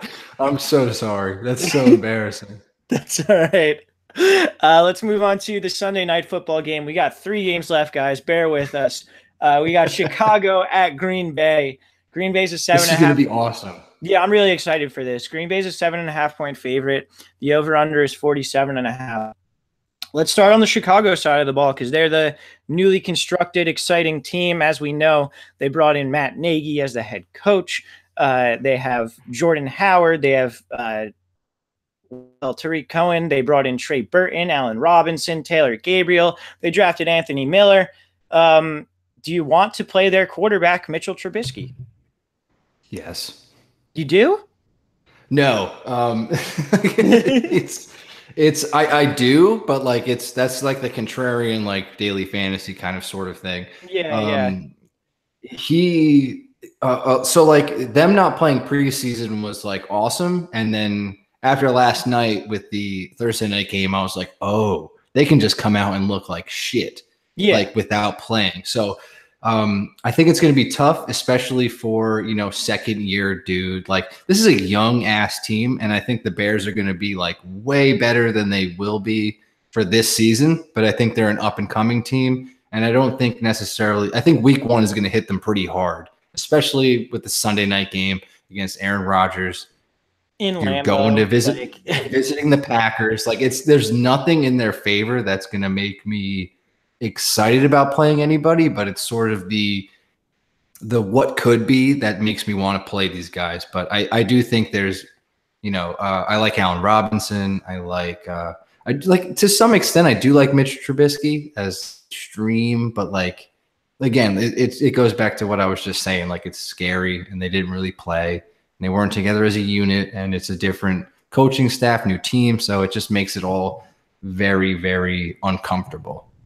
Yeah, I'm right there with you. I really want to be in on Mitch Trubisky. I don't think this is the game for me, though. I do think Green Bay's defense, which is sort of, they've been sort of an easy defense to get points on for a while now. I think they'll be better this year. They have a new defensive coordinator. They brought in Muhammad Wilkerson. They have some new cornerbacks in the secondary. So they've got a bit of a new look. I don't think you need to play Trubisky in this game, like when there are guys like Dalton out there. I'm trying to think of who else. Like Blake Bortles is a guy I think you would, want to play over Trubisky. I would play Mitch over Bortles, actually. Okay, interesting. But yeah, so I mean, I don't think there's a huge need to, but I'm not completely against it. In terms of his pass catching weapons, I think Trey Burton is like a must start if you have him. Love Trey Agreed. Burton. I ended up drafting him a lot, particularly towards the end of draft season. I think that was the one lesson that we really did learn from the Bears preseason was that Trey Burton is legit. His only competition for targets at tight end, Adam Shaheen, he got hurt. He's out for the season. Burton's the guy there. I think he's a great tight end start. The rest are sort of dart throws in the past game for me, but Allen Robinson seems the likeliest to play well early in the season. So if you have him, like I'm not opposed to playing him, but I also don't think he's like a must start like Burton is. Yeah, I can agree with that. Burton's definitely number one. Allen Robinson is a dude that I took. You know, he's like that mid-range flyer, which it's a dumb thing to call, but it's like that guy you take in the middle rounds who can supersede that to a certain level, and that's a guy that I've had in multiple drafts. So I've worked myself into situations where I'm playing him and did the mental gymnastics to make that move make sense. So I am playing him in certain situations. He's also that guy that could make your week in one play, as we talked about Josh Gordon. It's not the smartest play. It's one of those moves where it's like this could happen. It would happen against the Packers D. So it's they're one of known those for moves. giving up big plays. Yeah, so that is certainly one of those moves where you're just like, I don't want it, but I might, and it's giving you something to hold on to like the Sunday night game as well. So mentally, I guess that's good for your fantasy team. Probably not. Yeah, that's where I'm at. Yeah, fair enough. In the run game, I think you're playing Jordan Howard if you drafted him, and we're really going to truly find out this week if he is a 3-down back.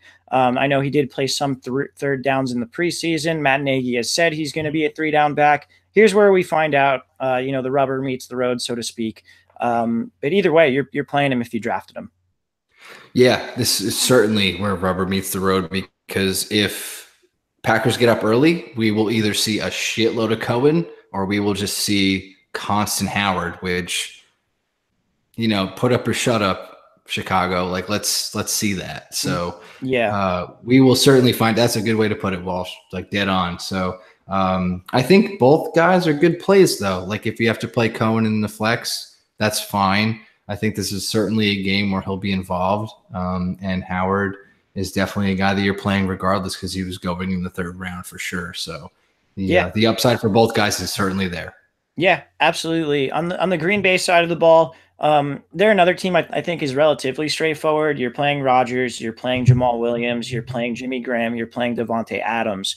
I think the question for me with Green Bay is, are you willing to play Randall Cobb? Is he a guy maybe if you drafted Corey Davis or early in the draft or like that sort of thing where now you're not as sure of that guy? Is Randall Cobb a guy you think could come in and do some things in this game?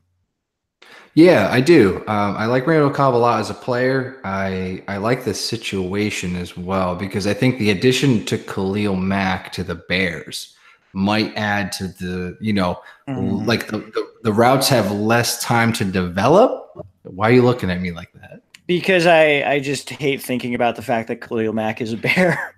Oh, yeah. I'm so sorry, dude. No, it's okay. I didn't mean like, oh, wow. Man, I just fucking dumped salt in that wound. No, it's cool. You're good. Wow. I didn't even think I was just like, why is Walsh like getting upset about this? I'm an idiot. I'm going to go cry after this. Anyway, go ahead. Boo. So, yeah, I just think more likely that Aaron Rodgers will lead to dump offs or something like that, which would lead to Cobb getting multiple targets more so than like deeper developing routes with anybody else. Like even Jimmy Graham, I think he's still a good play, but I think Cobb has the most to benefit from this new addition that the Bears have made in the immediate short term. Like in my head, this is what's going to happen. So I think Cobb could be more involved as long as he's healthy, which remains to be seen. Actually, like he's been on the injury report. I think he's back healthy now, though. Yeah, that's the thing. Like he's never really a full go. So as long as he's active, he will do what I'm expecting him to do. Yeah. In other words. Yeah, with Jimmy Graham, I think what you're looking for there is for him to just get a shitload of touchdowns, which is very likely in an Aaron Rodgers offense. Don't be surprised if Graham becomes a guy who's getting like only 5 targets a week, but is just like pouring touchdowns in every single week. Yeah, we've But seen that so many times from like Green Bay tight ends. So, and they've yeah, had like some good guys there, like, you know, lower end Jared Cook, but Jermichael Finley. It's never been a high volume position for them, but the offense makes it prolific. yeah, So there's always the touchdown upside. yeah, absolutely. And I'm very high on Jamal Williams this week. I think he's a guy that should be started pretty much no matter where you drafted him. No. No? No, I'm not liking it. Like, even though Okay. yeah, so like the only thing that makes me want to say that you can is that he's got a 2 week window. That's it. He has week 1, week 2, and then, Aaron Jones comes back. So you probably you might not even have to play him, but Jamal Williams is in his best situation that he possibly could be in for the rest of the year in one of the 2 weeks that he is. So I'm just not liking the matchup. I don't think I just don't see it going in his favor. Okay. Yeah, that's fair. I mean, I'm pretty in on him. I ended up drafting him a decent amount. I do think the Bears defense will be good this year though. Yeah. Which is definitely something to keep in mind there. Who you got in this game? I'm actually going to take the Bears. I like that. It's a ballsy upset, and I like it. I'm going to take the Packers because I'm a bitch. But I like where your head's at. It's an Thank you. interesting Thank you. pick. Let's move on to the first of two Monday Night Football games this week, both of which aren't really that great of games. Jets at Lions. The Lions are a 6.5 point favorite. The over-under here is 44.5. The Lions are a good defense to start this week. Let's talk about the Jets offense, though. We've got Sam Darnold starting. The wide receivers are probably going to be Robbie Anderson, Terrell Pryor, and Quincy Enunwa because Correct. Jermaine Kearse is not healthy. And it seems like Bilal Powell might be the running back to play here. What do you think about that? Because I think Bilal Powell's the only guy I'd even consider playing in this game for the Jets. Yeah, I think I think I'm with you because he's been getting just all the first team reps. Corell has just kind of been there, and like Powell always has the PPR upside as well, and he'll get the passing work. So if he's getting he's involved early, and then he's the go-to later. So it's sort of, I think he'll be sort of climbing up to that Chris Thompson-esque area after this year, because I think they're going to need Powell to have a good year to make the Jets somewhat respectable. And I feel like he's sort of the only true thing that we know on their offense right now, because the rest is yet to be seen, like Enunwa coming off the neck injury, Pryor just being recently added. And Robbie Anderson, I would like to say, is a mainstay, like as the deep threat, and was a wide receiver 1 in fantasy last year, but there's so many implications with him that I don't know if I can trust him. Yeah, that's fair. I in this game particularly, I'm not as big on Anderson just because he's likely going to line up with Darius Slay, who we know is a pretty good cornerback.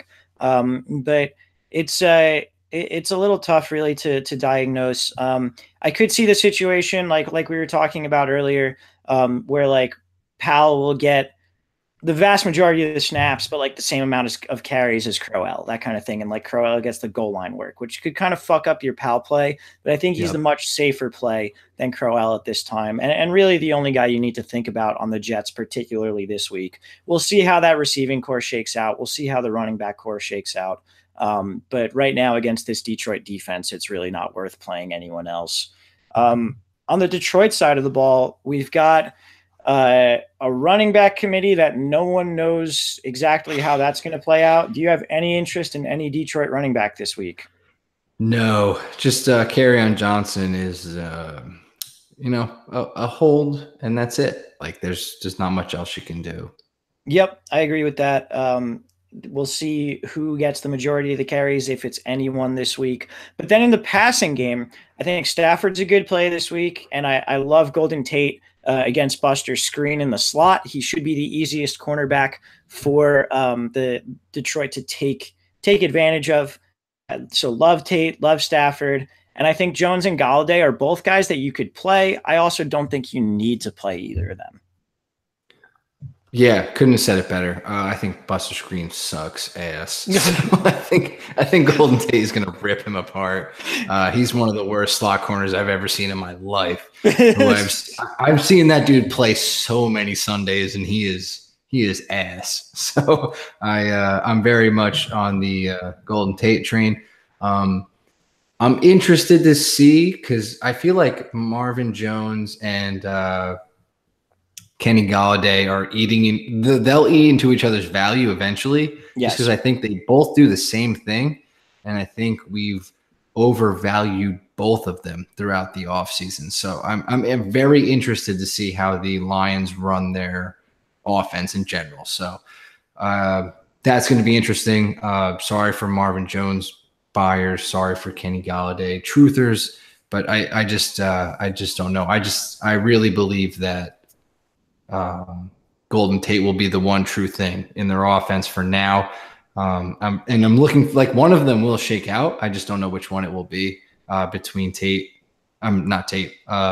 Jones and Golladay. Jones and Golladay. So I just want to see who the touchdown deep threat is going to be. It's going to be one of them. So. And it could change from game to game too. So it's probably going to be a very tough situation to predict. If you own either of them, they'll probably score touchdowns on your bench at certain times this year. But correct. But it is what it is. We'll see, and we'll figure it out. Who you got on this one? Lions. Yeah, me too. All right, last game of the week. We got the Los Angeles Rams at the Oakland Raiders. The Rams are a 4-point favorite on the road. The over-under is 49.5. So the Rams, I think it's very easy to say two things: that you should play Gurley and you should play Goff, because the Raiders defense fucking sucks. And both of them are going to go off in this game. I think the interesting thing, or the difficult thing to do, is figure out which of these receivers, if any, that you should play. So which of Cooks, Woods, and Kupp would you say is the best start this week? Cooks is the best play. Okay. I just think most likely to catch a bomb, or yeah, like rip the defense, or really just take something to the house. Like, I think a lot of people, like, because this game, of course, the NFL made this game last, because a lot of people are going to go to bed after this stupid fucking Jets-Lions game and then wake up to a loss because fucking Gurley went off for 30 or Cooks has like 25 points. That's true. I didn't even think about that. Yeah, like it's going to make people stay up, number one, to watch, and then they'll just, wake up angry. So it's a perfect play by the NFL. I dig it, but very dick move. But I really think Cooks is going to get his. I've actually come around to Cooks. I don't know why. Okay. Yeah, I just think Rams will be decent enough, and like they can set up that deep ball probably like no other team, actually, because Gurley's just going to beat the shit out of people. Yeah, no, that's fair. For me, I'm leaning towards Kupp as the guy, because the Raiders are bad in the slot, but they're also bad on the outside as well. So, and guess who's going to be one of these two guys will be the starting slot corner for the Raiders this year? Fucking Leon Hall, who you've had plenty of experience with. Yes, sir. Or Dominique Rodgers-Cromartie, both of which it's just like, man, I want to play any guy playing against either of them. So I lean towards Kupp, just because I think the Raiders are going to be awful in the slot, and also because he gets the most red zone looks out of these receivers. But I say that with very little conviction, and with the caveat that playing any of these three guys is like flipping a three-sided coin, which is a physical impossibility, I know, but like, think about it. That's pretty much what you're doing. A tri-die. Yeah, three-sided die. Is that even a tri-die? Because if you I don't know. We'll talk about shapes at some other time, but now. Oh, right. But fucking like, I don't know. If you have any of them and you need to play them, fine. If you don't need to play them, also fine. Either way, play Gurley, and Goff is another guy that I think you can pick up and stream if you don't like your starters matchup this week. The important thing to say is Dalton over Goff. Yeah, I'd agree with that, but not by much. Yeah. Not It's by close. much. It's certainly close. It's if I want to have a heart attack, I'll save my like quarterback for Goff and then just Yeah. can you imagine like waiting that? Oh man. Go into the game that starts at 10 Eastern, down like 20 points, and be like, oh, fuck, Exactly. like, am I going to win this?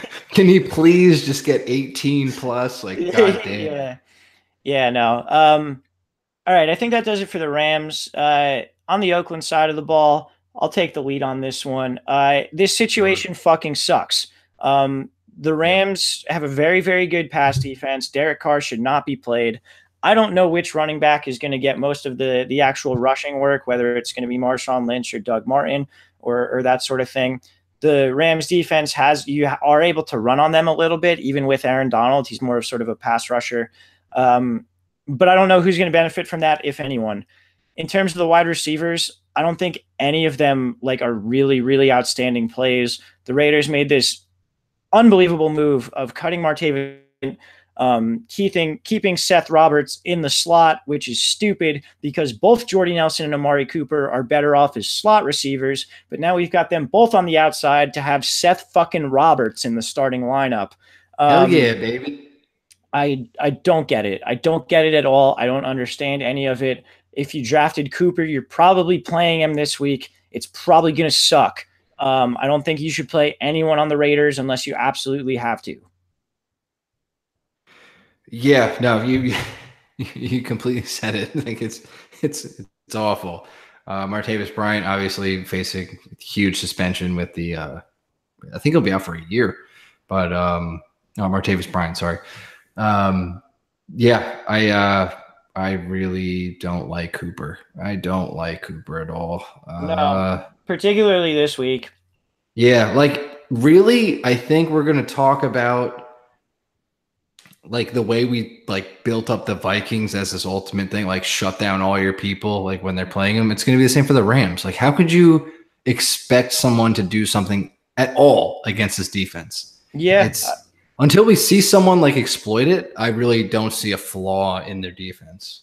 Yeah, I mean, like I was saying, like they are a little vulnerable against the run, but that's because they got up so much last year. Yeah. And also they just kind of stopped caring about giving up yards on the ground because it doesn't matter. If the other team's running the ball, they're chewing the clock and they're not going to catch up to them. Yeah, I mean, you look at what they did last year in the pass game, and then they brought in Marcus Peters, who's obviously an elite cornerback. They brought in Aqib Talib, another elite cornerback. They're going to be on the outside. Nickel Roby Coleman is one of the most aptly named and elite slot corners in the league. I don't see like how you'd be comfortable starting any wide receivers at any of the wide receiver positions against them. We'll see what tight ends can do, but you're not going to start Jared Cook this week. So no. I don't know. I don't think there's anyone that you can look at and be really comfortable starting on this Raiders team in this matchup. Yeah, it's unfortunate because they were on the up and up, and John Gruden seems to have uprooted that plant, which is beat. Yeah, it sucks. So.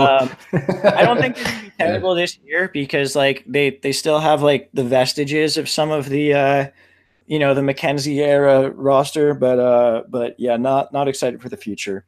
I'm taking the Rams in this game. I am also taking the Rams. All right. Well, that'll do it for week 1. We know it was a long one, so thank you guys for sticking with us. We'll be back. We'll be back with some sort of combination of us. We'll be back with the week 2 or week 1 recap rather. And again, we'll preview that Thursday night game from week 2 during that recap. And we'll see you guys next week. We hope you have, best of luck this week. Hope some of these plays work out. Get that week 1 win. Start off your season right. Vinny, you got anything else for the people? No, good luck, everybody. God bless. Please do well. Everybody have a good time. Please, what Vinny meant to say was please play Ricky Seals-Jones. Oh no, what I meant was please stream Andy Dalton. Drop Garoppolo, drop Goff, drop everybody. Please play Andy Dalton. All right. And with that being said, for Vinny, I am Walsh. This has been Let's Talk Fantasy Football. Later podcast.